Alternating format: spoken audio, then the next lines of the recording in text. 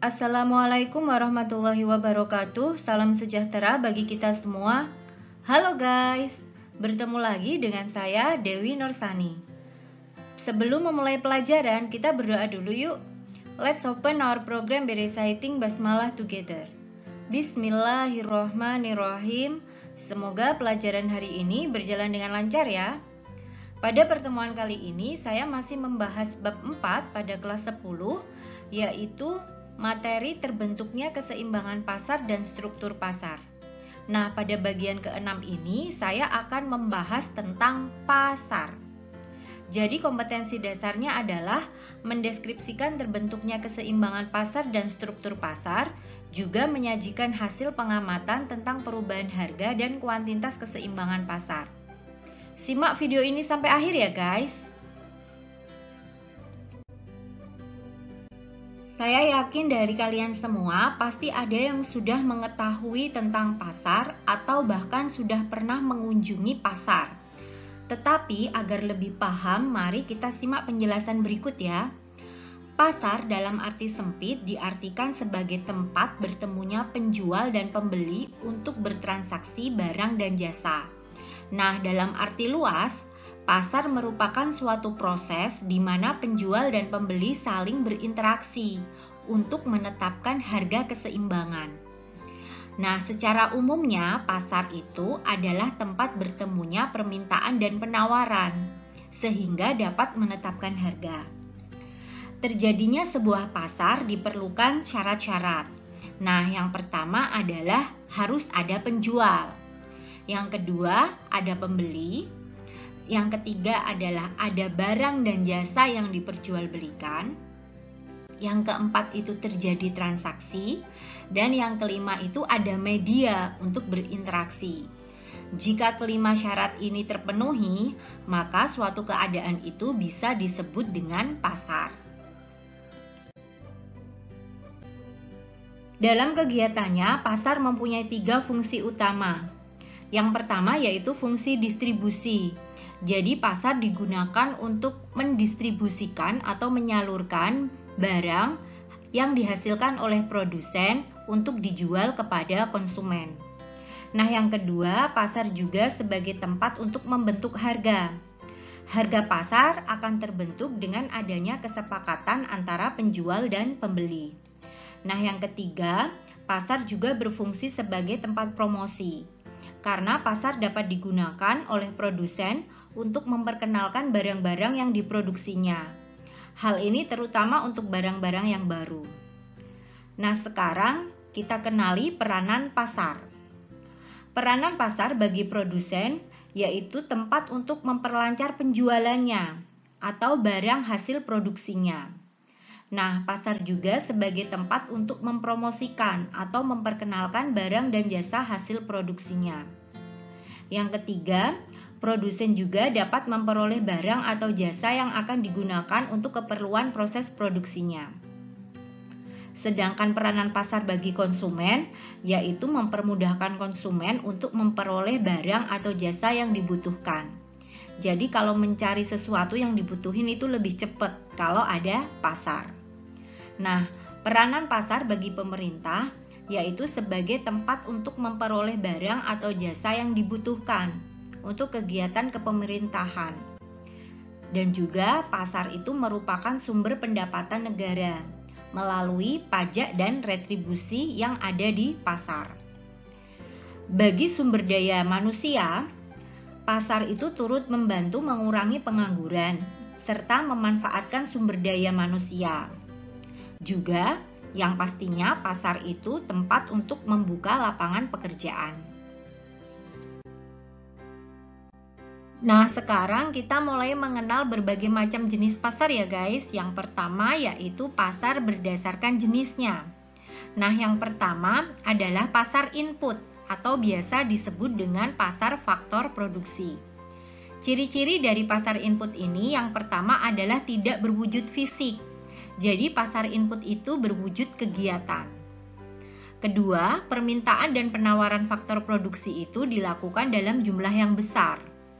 Dan yang ketiga, jenis penawaran dan permintaan faktor produksi itu sesuai dengan jumlah produksi yang dihasilkan. Nah, yang keempat, penawaran faktor produksi kadang merupakan monopoli. Sementara permintaan faktor produksi itu bersifat kolektif atau secara bersama-sama. Sekarang apa saja yang termasuk dalam pasar input atau pasar faktor produksi? Yang pertama adalah pasar sumber daya alam atau tanah. Faktor produksi tanah meliputi permukaan dan semua yang terkandung di dalamnya. Balas jasa yang diterima dari penggunaan faktor produksi tanah ini adalah sewa atau rent. Besar kecilnya sewa atau rent ini ditentukan oleh kesuburan tanah itu, ataupun letak dari tanah tersebut, ataupun luas dari tanah itu, atau akan digunakan untuk apa? Digunakan untuk produksi atau tempat tinggal. Itu juga mempengaruhi harga tanah. Tanah sebagai faktor produksi asli ini sangat penting bagi kegiatan produksi. Nah, yang kedua adalah pasar sumber daya manusia atau pasar tenaga kerja. Pasar tenaga kerja ini merupakan seluruh aktivitas dari pelaku yang tujuannya untuk mempertemukan para pencari kerja dengan pengguna tenaga kerja.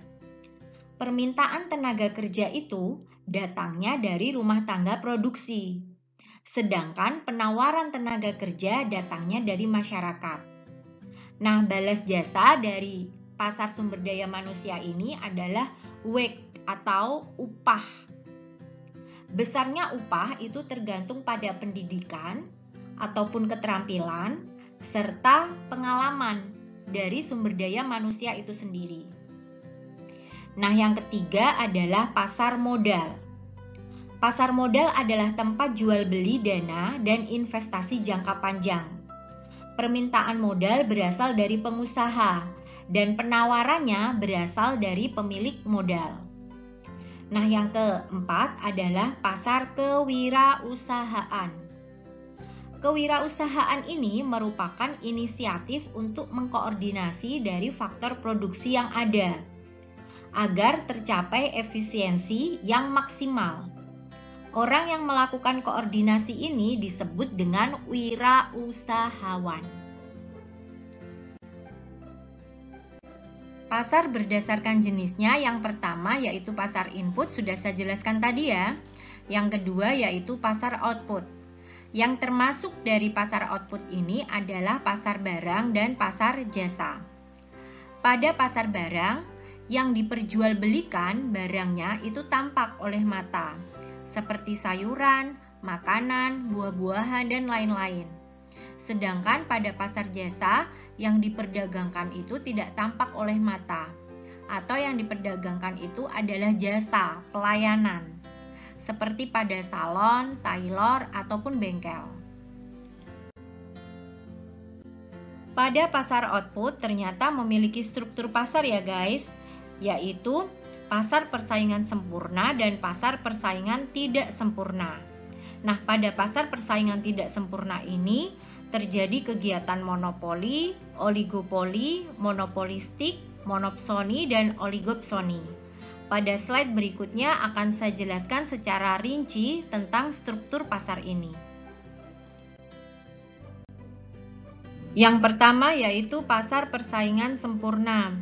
Adapun sebuah pasar dikatakan sebagai pasar persaingan sempurna jika memiliki ciri-ciri yaitu terdapat banyak penjual dan banyak pembeli.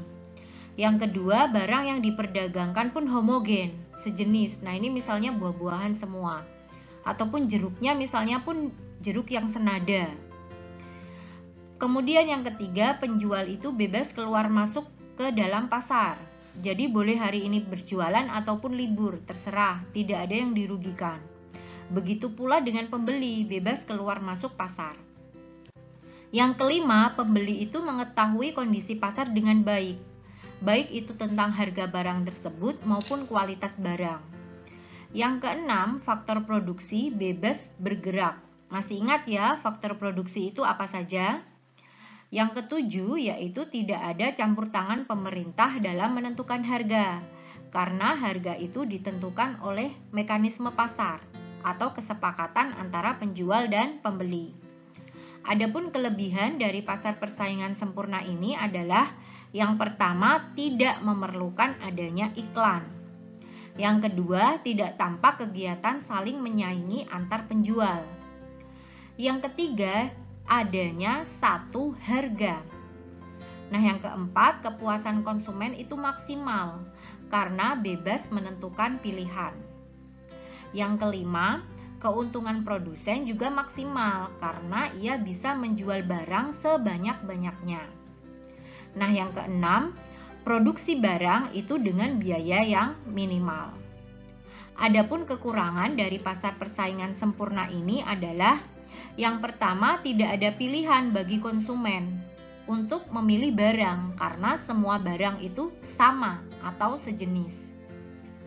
Pekerja juga menerima gaji dalam upah yang rendah. Kemudian yang ketiga, dalam pasar persaingan sempurna ini tidak ada dana untuk melakukan penelitian atau pengembangan, sehingga inovasi produk itu sangat minimal.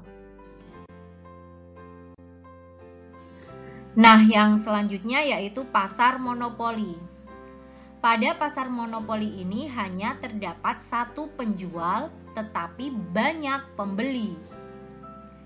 Sehingga ketika hanya ada satu penjual, maka yang menentukan harga yaitu penjual.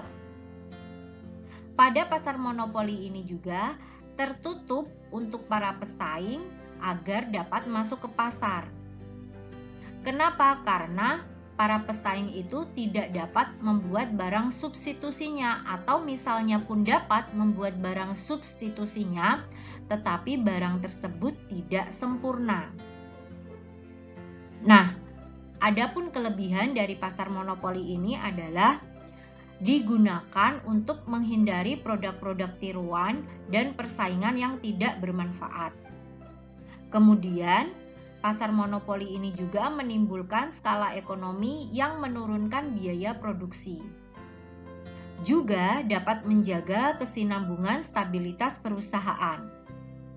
Pasar monopoli ini juga mendorong penggunaan mesin-mesin generasi terbaru dengan tingkat teknologi yang tinggi. Begitu pula pasar monopoli ini mendorong peningkatan kinerja Departemen Penelitian dan Pengembangan untuk melakukan inovasi produk. Adapun kelemahannya yaitu mungkin terjadi penyalahgunaan kekuatan ekonomi. Kemudian kadang juga terjadi pelecehan pada posisi konsumen.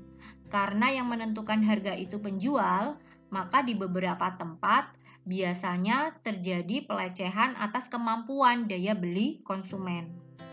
Yang ketiga, adanya kesenjangan dalam pembagian pendapatan.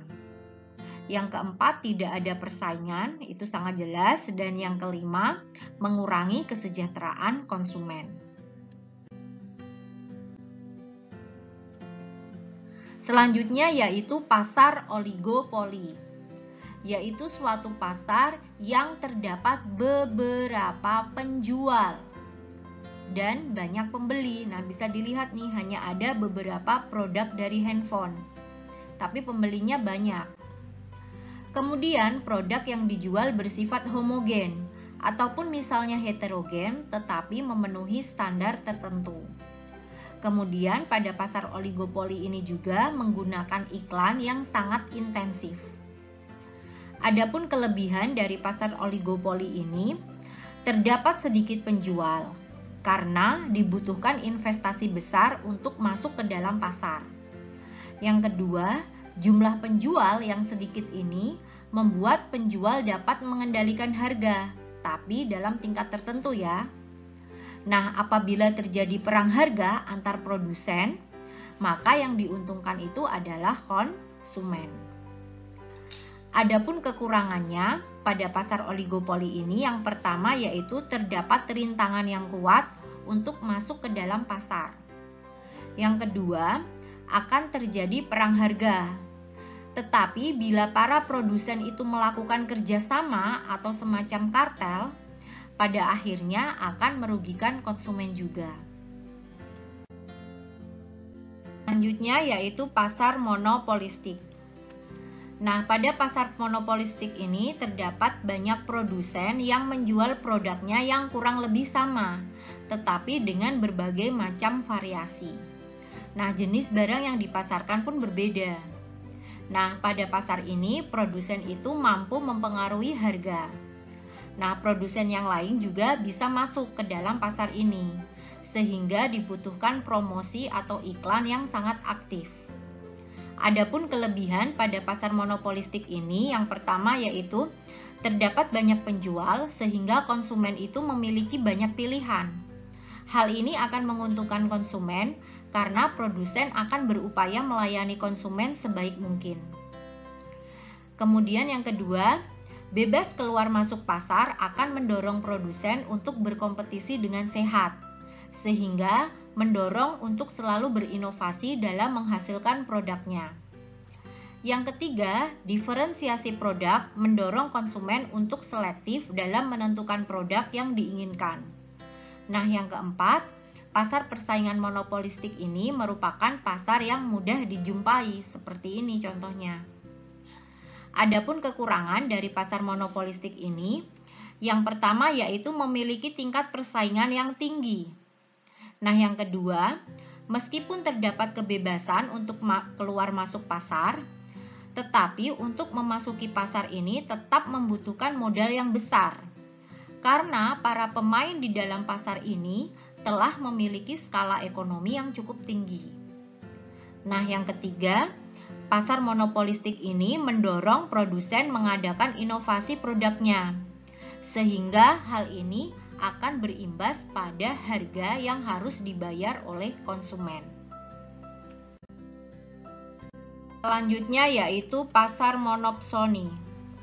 Pasar monopsoni ini terjadi dalam kondisi ketika terdapat banyak penjual dan pembelinya itu hanya tunggal atau satu.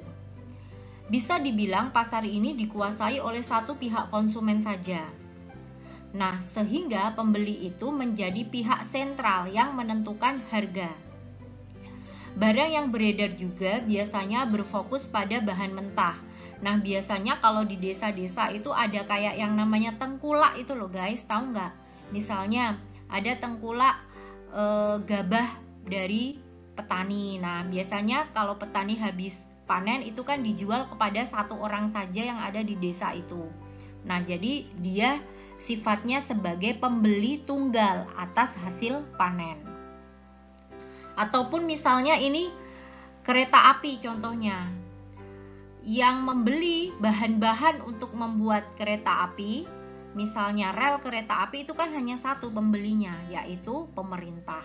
Nah, seperti itu.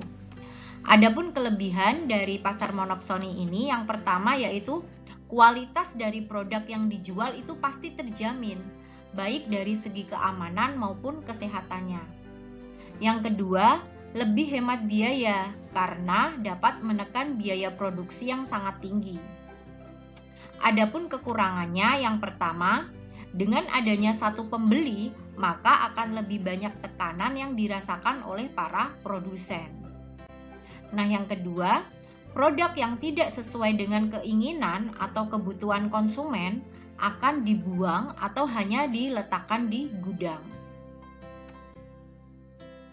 Terakhir dari pasar persaingan tidak sempurna ini adalah pasar oligopsoni.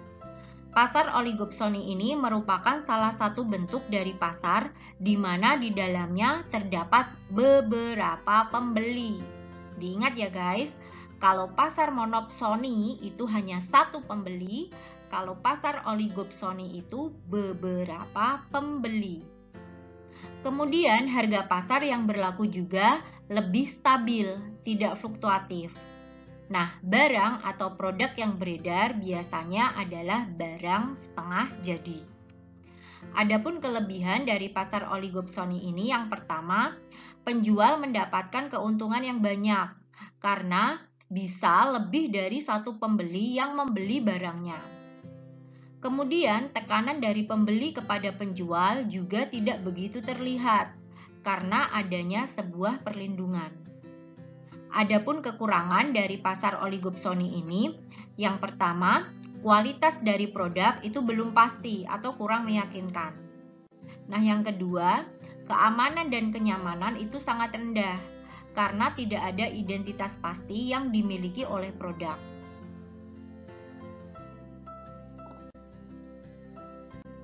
Sedangkan pasar berdasarkan luas jangkauan distribusinya dibedakan menjadi 4. Yang pertama adalah pasar lokal atau pasar setempat. Nah, pasar setempat ini merupakan kegiatan jual beli yang hanya pada tempat tertentu saja. Barang yang diperjualbelikan juga adalah kebutuhan sehari-hari atau kebutuhan pokok.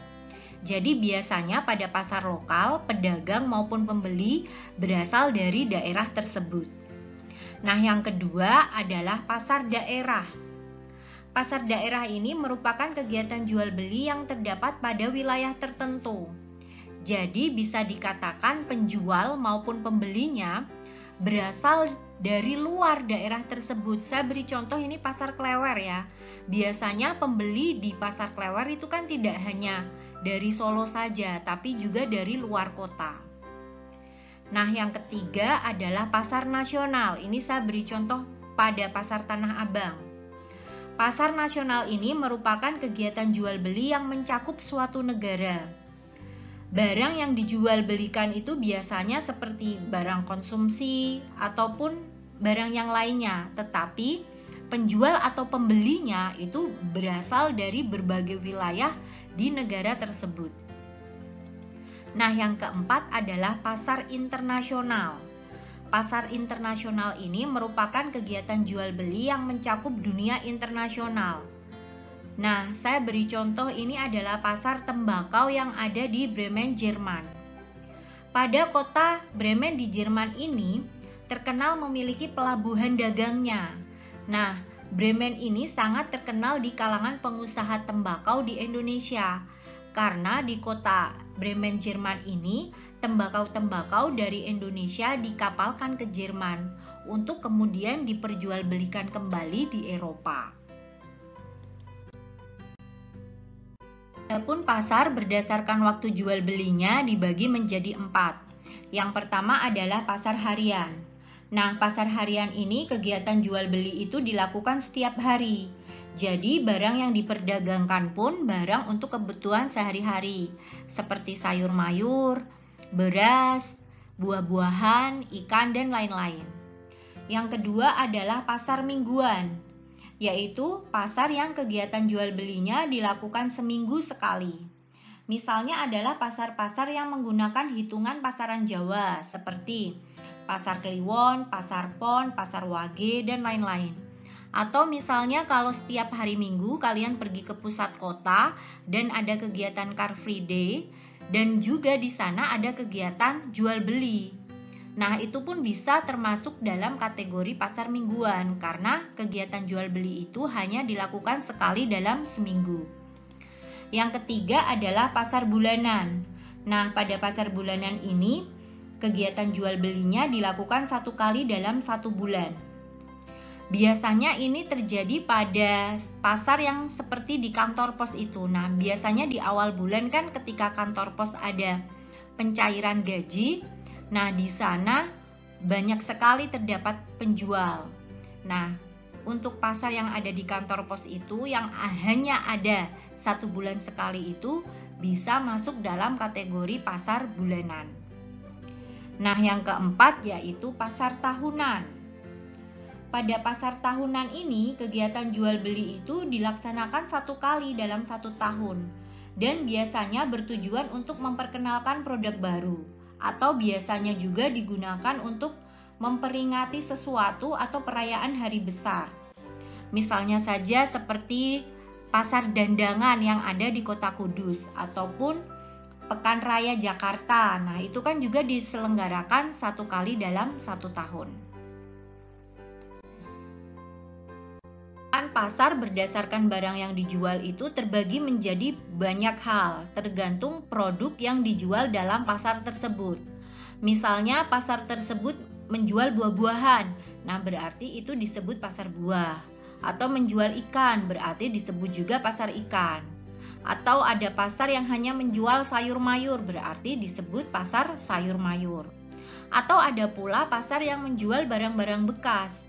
berarti pasar itu disebut dengan pasar barang bekas, dan masih banyak yang lainnya. Sedangkan berdasarkan wujudnya, yang pertama yaitu pasar konkret atau pasar nyata, di mana penjual dan pembeli itu bertemu secara langsung dan barang yang diperdagangkan itu ada atau tampak. Nah, yang kedua adalah pasar abstrak, di mana penjual dan pembeli itu memang bertemu secara langsung, tetapi barang yang diperdagangkan itu tidak tampak, sehingga yang diperjualbelikan itu adalah jasa. Nah, seperti contoh ini, yaitu sebuah laundry ataupun tailor, itu termasuk pada kategori pasar abstrak. Seiring dengan perkembangan zaman, ada lagi yaitu yang disebut dengan pasar online, yaitu pembeli dan penjual tidak bertemu secara langsung, tapi terjadi kesepakatan dengan teknis-teknis tertentu. Nah, barang yang diperdagangkan biasanya diwujudkan dalam bentuk contoh-contoh atau gambar.